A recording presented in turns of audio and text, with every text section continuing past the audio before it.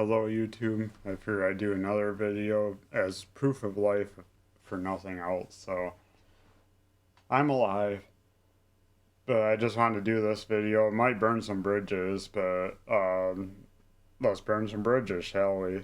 So I wanted to do a little bit of a video on the Tech Manosphere.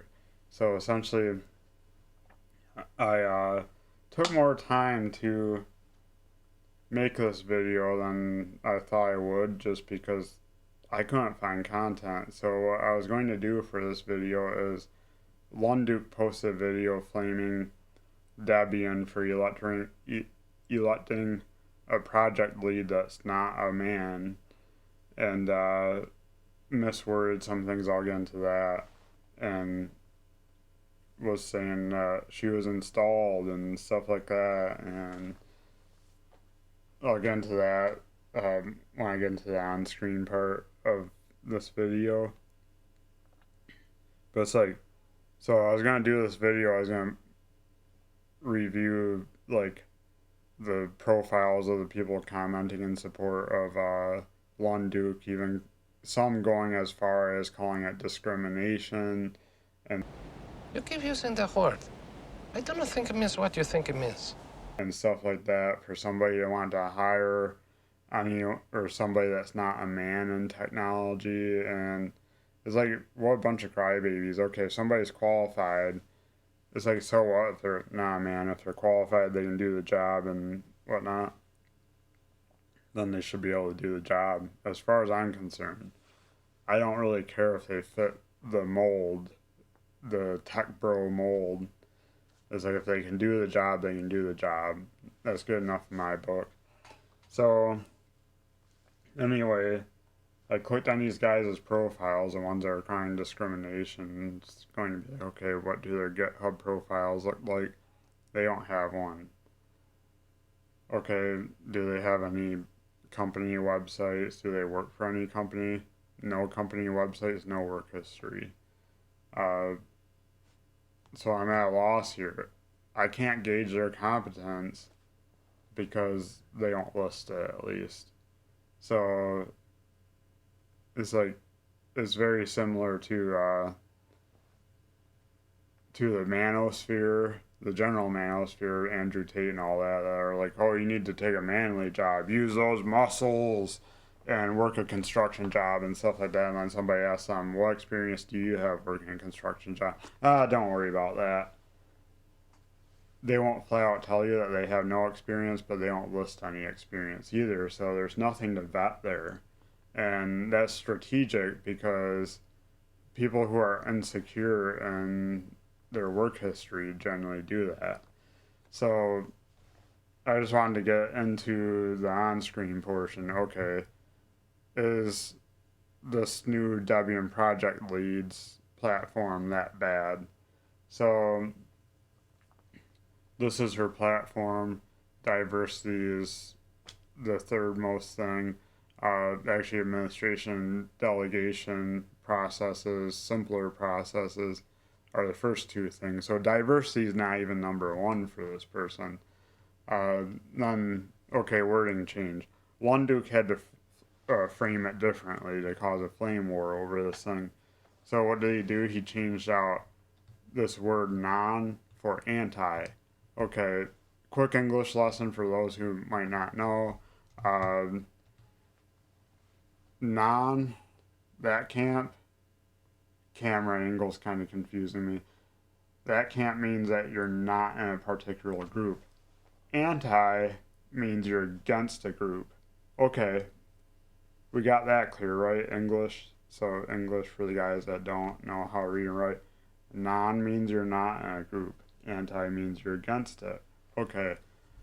I think we got that out of the way for anyone who will listen. So that does it there. So, okay. So this person doesn't actually seem that bad to me. Maybe I'm not as sensitive. For the sensitive guys, no judgment. But, so anyway, one of the other things that Lunduke and his fans were saying was that this person was installed because nobody else ran against him. So what I did for this video, because I have no code to review, is I opened up tabs for all the Debian project lead elections since 2007. So yes, they do have a point for 2026. She was the only one that ran. But okay, 4 people there, 1 person there. So that's another one where only 1 person ran. Only 2 people ran. That's not much better. Only 3 people ran that one. Only 2 people ran that one. So all the way back to 2020, Shruti Chandran has been running. So keep that in mind, that maybe this is more of a battle of persistence, because if she ran previous years and didn't get voted in, that doesn't tell me that everyone else was on board with installing her in there. So that, just looking at this logically here. So another one where just 1 person ran. Another one where just 1 person ran. I think there's 1 more, possibly, maybe not. That's the one. So there's like 4 others where only 1 person ran. So unlikely, yes, but not so out of the ordinary that it's impossible and there's no other explanation that this person was installed, unless you want to admit that our friend Jonathan Carter here was installed, or our buddy Chris Lamb was installed. So that's the way I'm looking at it here, is there has been other situations where only 1 person ran as Debian project lead, because you generally have 2 camps of people in the technology world. You have the ones that are very technology minded. They want to just keep their heads in the code. They don't want to worry about logistics and stuff like that. They just want to be given a budget and just code, man. Let's get things done. And you have people that aren't necessarily as heavy into technology, but they're good at logistics, or good at glad handing, or good at some of the political stuff. They're like, hey, I don't mind being a leader because it's what I'm good at, but I still have a little bit of an interest in technology. Those are the people more likely to run for Debian project lead.